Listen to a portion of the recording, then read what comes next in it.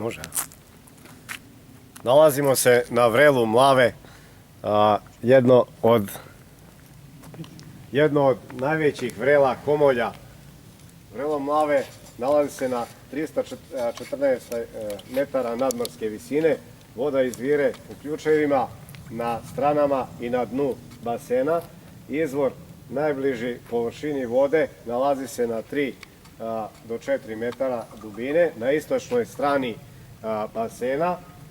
Najveća dubina vode iznosi 30 metara, u prečniku 25 metara, providnost vode je 4 metara, a brzina toka 0,4 metara u sekundi. Temperatura vode minimalna 3 do 4 stepena, maksimalna 11 do 11,5 stepeni. Sa naše leve strane vidite jednu jabuku koja je jedinstveni primerak u svetu, u Srbiji jeste, a možda i u svetu, raste ovde u ovakvom kamenitom predelu, veoma je kvalitetna za jelo i lekovita. Kad god prođete, nemoj da zaboravite da uzmete plod te jabuke i da popijete vodu sa lekovitog vrela.